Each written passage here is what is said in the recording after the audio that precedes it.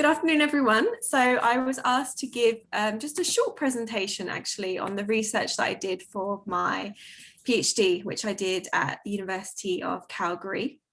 And I finished back in 2017. So very happy to be a part of SMOC. And the reason that I was really interested in joining SMOC was because of my research focus, which was on Maya dress and also my experience working in museums as well. So I'm hoping to be able to wrap this up by the hour, by 3 o'clock. So it's not going to be overly long, but hopefully it would be short and sweet for you. So once again, so I did my doctorate at Calgary, and I was really interested in looking at Maya dress, and it's always been something that's really fascinated me. And I think it's because I've always been so intrigued by the art, which shows beautiful textiles and really intricate adornment and jewelry and things like that. And I'm going to be sharing with you just a very brief overview about Maya textiles and the way in which I studied it through the art and looking into museum collections. So I'm going to go on to the next slide, and I hope this works. So hopefully now people can see a map. Maybe Melanie, could you do a thumbs up if you can see the map? Excellent. Okay, this is working. So this is really just for a quick geographic overview. I'm sure many of you are already quite familiar with the Maya region, but in case you're not, this is just a handy map. And the ancient Maya inhabited a really wide area from southwest Mexico through to Belize and the southwest parts of Honduras and El Salvador, and also Guatemala. And I do want to point out, it's really important that we remember that there are modern Maya communities that live all throughout this region today. And so the idea that the ancient Maya completely collapsed and disappeared is a very old, outdated one. So I'm sure many of you have heard this idea of the ancient Maya collapse. And that was based on quite old archaeological evidence, which does show that for some of the ancient Maya, they did abandon their sites and they did move, but not all of the Maya sites were abandoned. So the ancient Maya didn't disappear. They continued to live through Spanish conquest, and they still continue to live in this region today. And just for a very quick overview on time periods, we use this term, the ancient Maya, for archaeological evidence from around about 2000 BC all the way through to Spanish conquest, which we usually say is, the end of the so-called ancient Maya period is around about 1500 AD. So a lot of the art that I'm going to show you in the images today comes from a specific period of time around about 600 to 900 AD. And we call that the late classic Maya period. So in case anyone's interested in time periods, that's what we're talking about. And that's really a time when Maya art was really flourishing, and we just see lots and lots of it. So a lot of what we know about ancient Maya dress and textiles actually comes from studies of modern Maya weavers.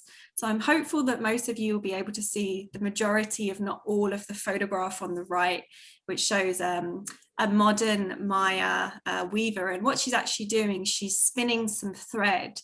So she has in her hand what we call a spindle. So if you look at the image to the left, that is actually showing you a recreation of a spindle with a spindle whirl. So the spindle is actually basically the long stick, and it has the thread woven around it, and the circular part at the bottom of that is the spindle whirl, and that's used to spin the thread to prepare it for weaving. And we find actually archaeological examples of this. I'm hopeful now that you can see on the upper left of your screen an image. It looks like a circular fancy piece of stone. That's basically a spindle whirl, an example of one that we find at ancient Maya sites. And as you can see, some of them were decorated. So this is all part of the textile manufacturing process. And as I'll explain, even though we don't find evidence of ancient Maya textiles really, we do find indirect evidence like spindle whirls. So we do see evidence of this production process in the past, which has continued through to the present as well. And then also just to share with you briefly the weaving process. Some of you are probably familiar with this already. It's a really fascinating process. The image on the left is the one I use just to advertise the talk. It's a photograph I took in Mexico, probably about 10 years ago or so, a modern Maya weaver, and she's weaving on what's called a backstrap loom. And so the loom itself is very light, it's very portable, so weavers can take them with them wherever they are, and they can set up the loom wherever is comfortable for them. And essentially it's a lot of sticks and thread. And the end of the loom is actually tied to a stationary object like a tree or a post. And so you can't quite see in this image on the right what the loom is tied to, but it was tied to a post. And around the weaver's waist is a belt. And that's why it's called a back strap loom, because you have a strap around your back. And with that, the weaver can lean backwards and forwards, and they can control the tension. It's very, very intricate, very, very difficult to do. And they have the ability to separate the threads and to integrate weaving decorations into it. So you can see that she's got quite a lot of diamond patterns going on with her decoration there. And you can even see the fabric that she's wearing has quite a lot of similar patterns on it as well. And that's when they're adding this decoration, it lends itself quite nicely to geometric shapes like this on the loom. And then the photograph, the image I have on the left is a representation of what we think is an ancient Maya figurine. And it also shows you a woman weaving on one of these looms. So once again, the weaving process that we see today in modern Maya communities actually has continued from the past, which is really fascinating. So this tradition is, thousands of years old. And it's really great that we are able to see some of this evidence of this in the past, even though we don't really have a lot of the textiles left. And so this next image is really just to show you some more evidence of this kind of decoration that they can add into the weaving process. So on the left is a loom, and hopefully you can see in a little bit more detail now the decoration that's added in. You can see all of the different sticks that are involved and the processes of raising the different threads. So it's very, very intricate. And then on the right is an example of a different type of decoration being added after a garment has already been woven. You can add embroidery. Obviously here the individual is using a needle to do that, and you see the shapes are really different. They're less geometric. So we do have some evidence for embroidery in ancient Maya times. Some people have suggested maybe it's something that the Spanish may have introduced. It's a little bit unclear because we don't have direct evidence of the dress, but there is some evidence that they were using needles in ancient Maya times. So it is possible that they were definitely doing some sort of embroidery as well as weaving on the loom as well. So they had lots of different techniques of making textiles and also decorating them.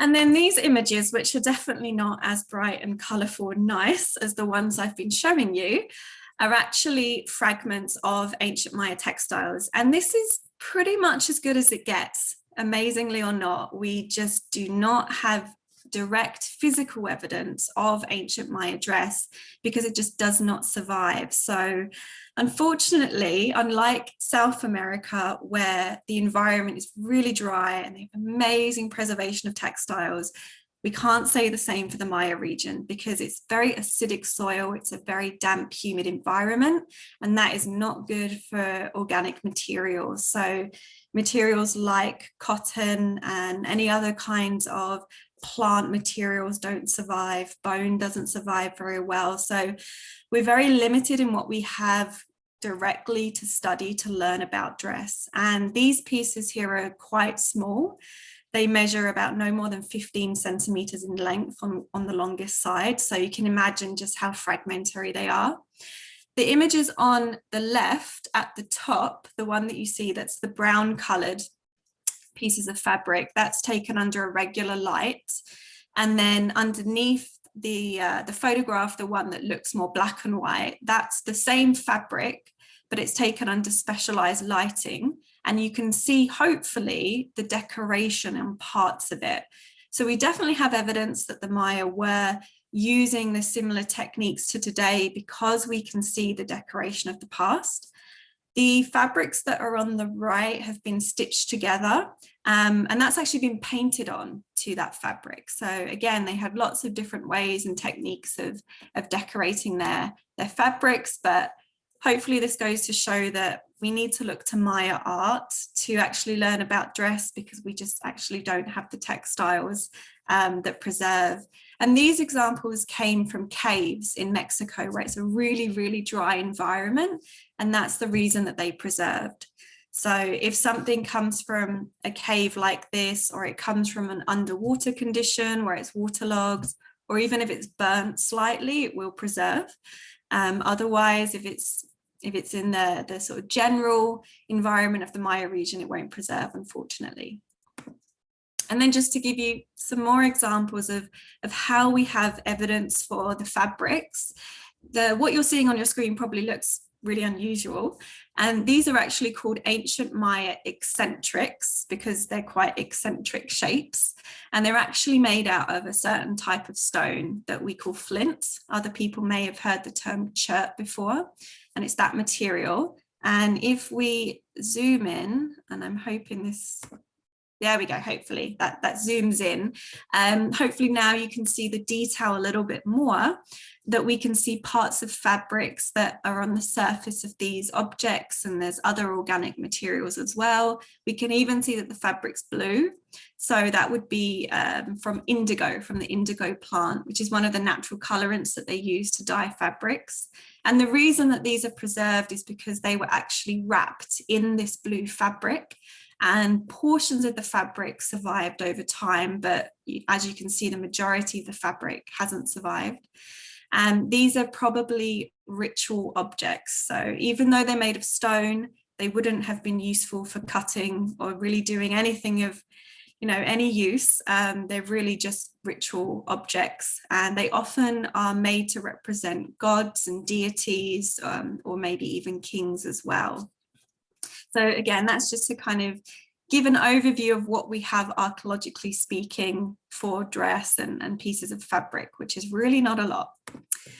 So this is why we have to look to Maya art, because we don't have the physical evidence left. So maybe some of you have seen this image before on the left. On the right is a detail of part of the fabric that the woman's wearing.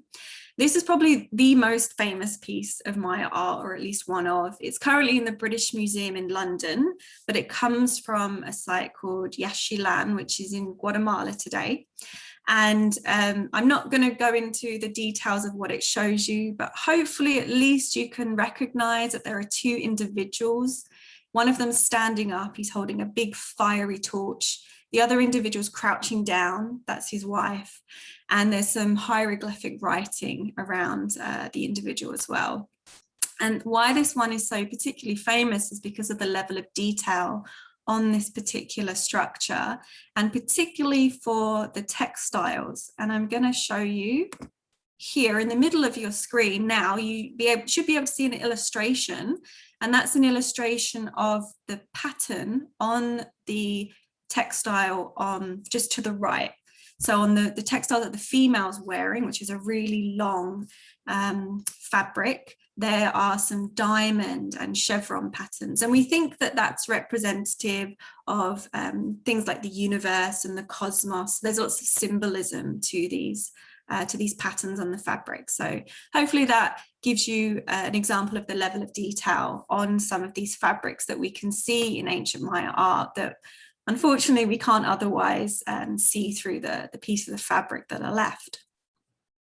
And here's just another a beautiful example, and this comes from a mural inside a building in Mexico. And this particular mural became really, really famous because of the woman that's standing on the left of the screen. She's wearing a blue fabric, and you can see if you look closely, it's actually quite transparent. You can actually see through her body underneath.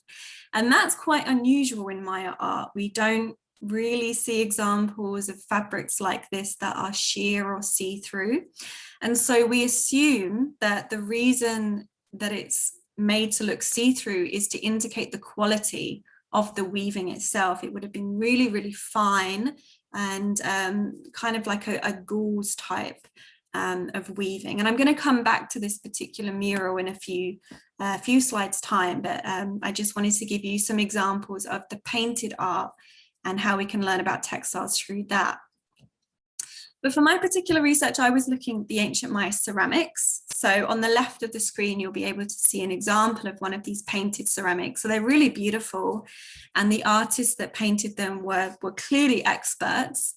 The image that you see to the right is what we call a rollout. So if you took the vase and you physically turned it in your hands, that's the image that you would see that wraps around the vase. So you can see there are 4 individuals, hopefully.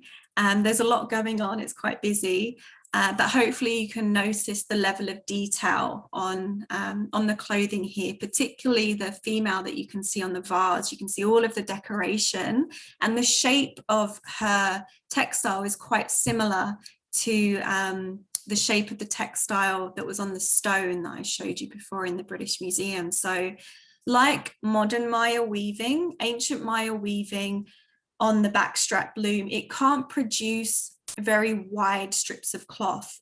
You can really produce a strip of cloth as wide as your hips, because that's really the limit. So they had to weave quite a lot of strips and sew them together. And so as a result, a lot of the textiles, especially female textiles, were quite loose hanging and they didn't fit snugly to the body. And we see that same shape carry through today as well.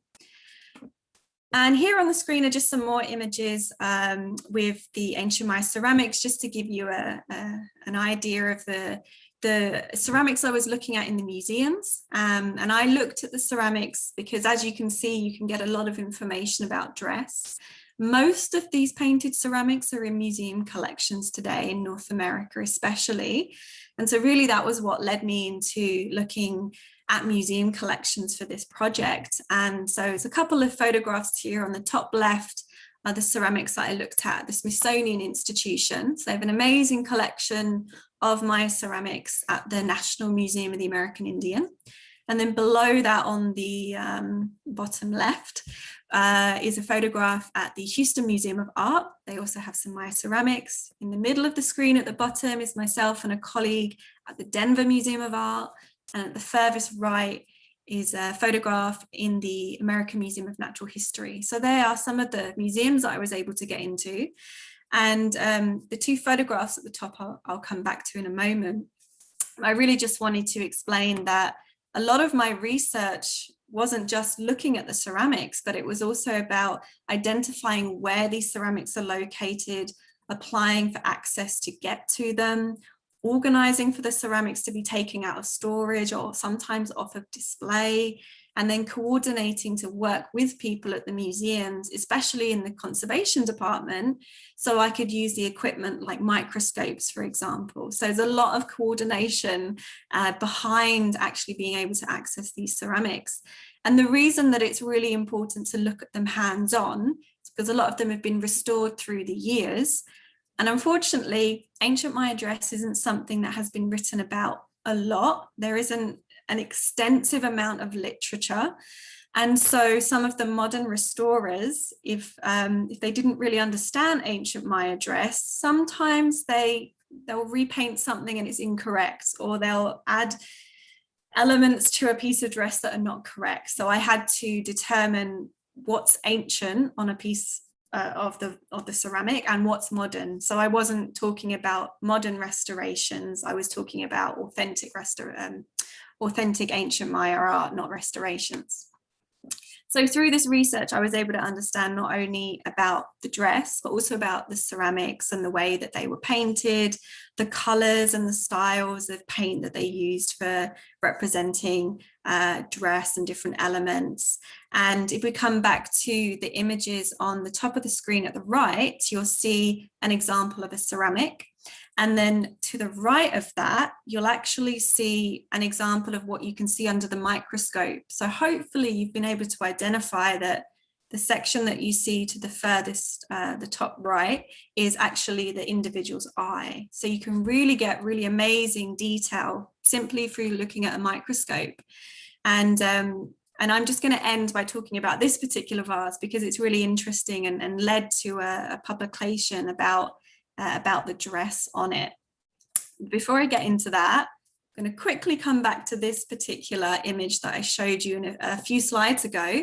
So this is the mural from Mexico and the sheer blue dress. And I mentioned that it likely represents very, very fine woven material. It's not very common to see this in Maya art.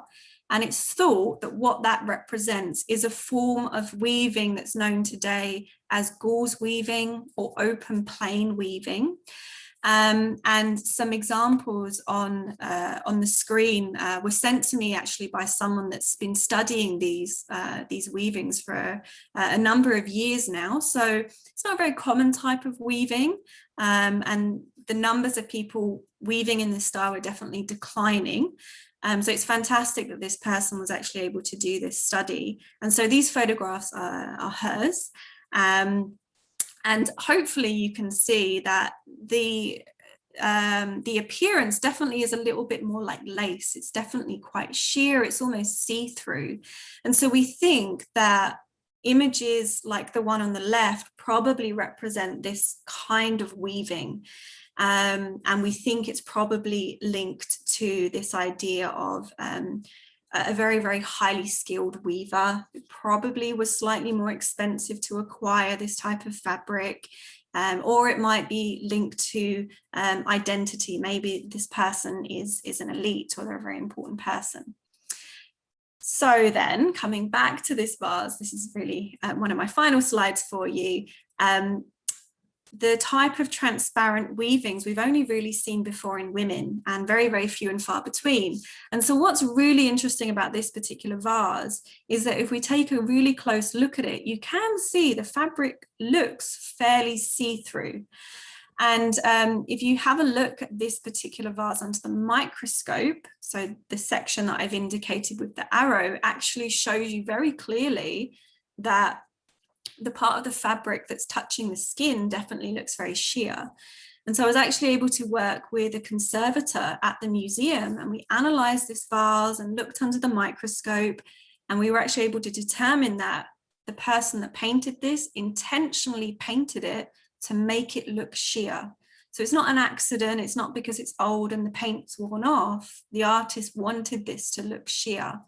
So that's really interesting because to my knowledge and to other people that have studied this type of textile before, this is the first example that we have of a man wearing this type of textile. So it seems that it definitely wasn't limited to women. So now we have more questions than answers about this type of textile, but we've been able to at least determine that there is definitely evidence that men and women were wearing this type of fabric in the past, which is really interesting.